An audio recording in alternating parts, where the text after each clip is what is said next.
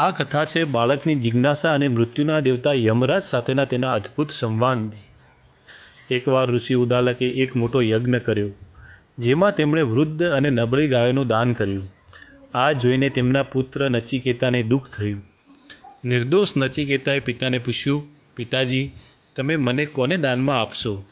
વારંવાર પૂછવાથી ક્રોધિત થઈને ઋષિએ કહી દીધું, હું તને મૃત્યુના દેવતા યમરાજને દાનમાં આપું છું। પિતાની આજ્ઞાને માથે ચડાવીને નચિકેતા યમલોક પહોંચ્યા, પરંતુ યમરાજ તે સમયે ત્યાં નહોતા। નચિકેતાએ 3 દિવસ સુધી યમરાજના દ્વાર પર ભૂખ્યા તરસ્યા રાહ જોઈ। ત્રીજા દિવસે યમરાજ આવ્યા। એક બાળકની આવી નિષ્ઠા જોઈને તેઓ ખુશ થયા અને નચિકેતાને 3 વરદાન માગવા કહ્યું।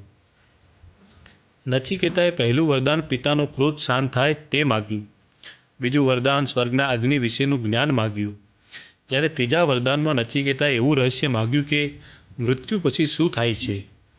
યમરાજે નચિકેતાને લલચાવવા માટે ધન, વૈભવ અને લાંબુ આયુષ્ય આપવાની લાલચ આપી, પણ નચિકેતા ટસના મસ ન થયા।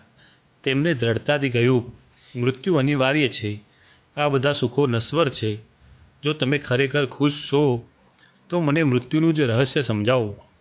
નચિકેતાની આ આજ્ઞા, જ્ઞાન પીપાસા અને નિર્ભયતા જોઈને યમરાજ અત્યંત પ્રસન્ન થયા અને તેને આત્માનું અમરત્વ અને બ્રહ્મજ્ઞાનનો ઉપદેશ આવ્યો। આ વાર્તા શીખવે છે કે સાચું જ્ઞાન અને સત્યની શોધ ભૌતિક સુખો કરતાં અનેક ગણી મહાન છે।